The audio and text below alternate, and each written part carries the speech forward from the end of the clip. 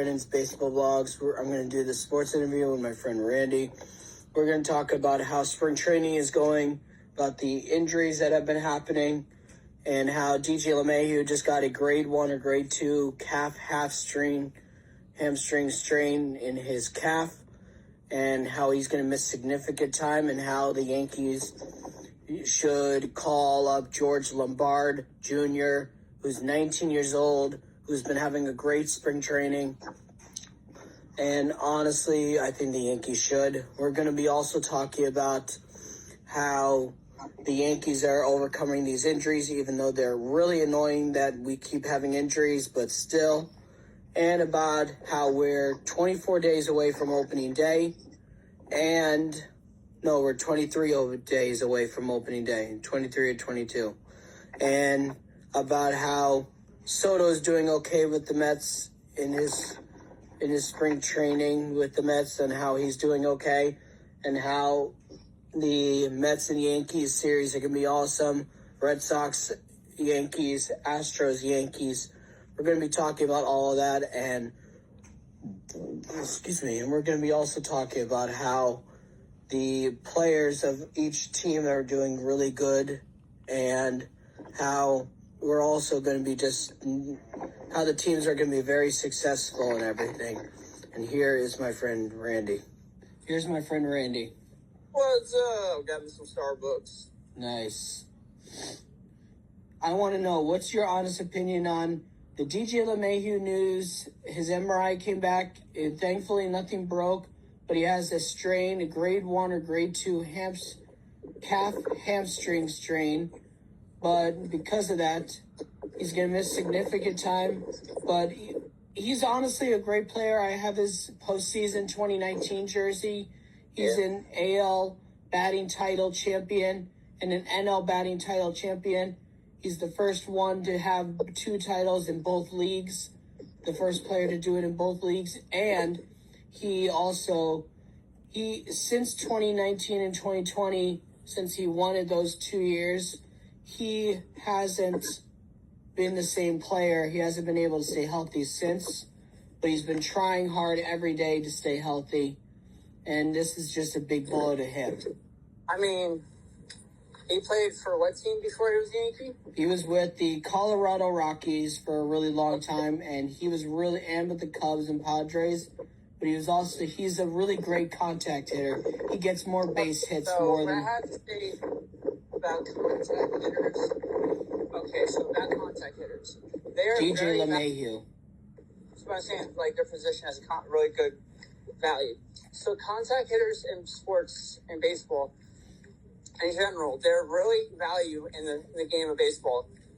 But mostly really good contact hitters in baseball, they are very injury prone in a certain amount of their time playing the sport, which, like you said, he's a very decent, good player.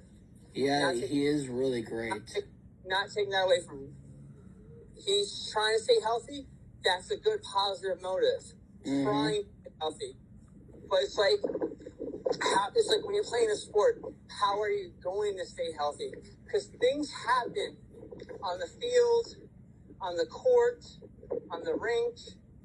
You name it. Anything happens. So it's not really possible when you're in, preseason or spring training, you name it. So it's not really easy to stay that healthy when you're making a play. So I'm not taking anything away from him. He's a decent player. He's doing his best to stay healthy. Yeah. Trying his hardest to be healthy. I mean, spring training, hamstring, worst injury to have in the spring training game. Yeah, and DJ LeMahieu is he reminds me of Jeter, if you don't know why. DJ LeMahieu, I have his postseason jersey. I remember in 2019, he was a versatile player. He played third base, second base, first base. He played basically all of the infield except for shortstop. And he is a great contact hitter. He always got more base hits, more RBIs, more singles, more doubles, more singles, triples, walks, doubles, and everything. And he even stole bases. and he had a career high in 26 home runs in 2019. He was really a great player. He was like our MVP player that year. That's amazing. So, if he was the MVP player that year, I wish he won it though. What if he done it that year? He did it that year, and he did it 2020, and won the AL batting title. That's an amazing accomplishment to win the batting tournament in 2 different teams. For the National League and for the American League. The first player ever. That's a big accomplishment. Not a lot of people can do that. When a batting, that's the home run derby shit stuff. It's like, not a lot of people can do that on the National League and in the American League. That's rare. That's very rare to do. Yep. That's one of the lifetime to ever happen. So hats off to him for doing that on 2 different leagues, the National and American. Hats off to him. That's an amazing accomplishment. But on top of that, like, who are the other people that have done that in National and American? No other player in baseball has ever done. So he broke history of doing that. Yep. So he's the very first player to do that. In both leagues. That's crazy. Like, if you look at it, where in many sports, there's the Eastern Conference in NBA, and then there's the Western Conference. Then, you can say now, Will. Not Will, Randy. Then there's in the National Football League, there's the NFC North and the NFC South. And then there's the AFC South and the AFC North. Mm-hmm. So it's different parts of the NFC and the AFC. It's true. So, like, and then I don't really give a dang about the NHL, like Eastern Conference, Western Conference, because that's all garbage. Because I was never fond of the NHL All-Star Game, stuff like that, because it wasn't that spot on, but the top is. Mm-hmm. But the MLB All-Star Games is awesome. Top notch. They go way all out on jerseys on MLB All-Star Games. That and also the NBA and also the NFL. They go really spot on the Pro Bowl jerseys. Like, I had one with Michael Vick, and that jersey was so cool. I wish I still had it, but, like, that was the coolest Pro Bowl jersey I ever had. Just the color base and the design of the Pro Bowl jersey, it's just spot on amazing how the All-Star games in certain sports are just oscillized. Like you can't even get, like maybe the jerseys are way expensive and you want it, but there are some sellers on eBay that'll give you a decent deal on a certain jersey. That's true. And you were saying about DJ LeMahieu also. Oh, isn't he injured again? Yes. He's going to be gone for a while, but he's going to be back, locked and loaded, ready to freaking hit some more runs. Yeah. He never gives up. Hey guys, me and Randy did the first half of the sports interview about DJ LeMahieu, the All-Star game, and everything in their All-Star jerseys. Now, our special guest, our friend Will Mitchell, is going to be joining us right now to talk about spring training, baseball, and about LeMahieu and his thoughts about LeMahieu, and about how the Yankees still have a lot of depth and how we couldn't easily make other moves to help the team until Stanton, LeMahieu, and Gil come back from injury. Here's my friend Will. Here's my friend Will and Randy. Alright, so Stanton, he's coming back in a week or so. Yep. Of what doctors told Aaron Boone and Cashman from this week's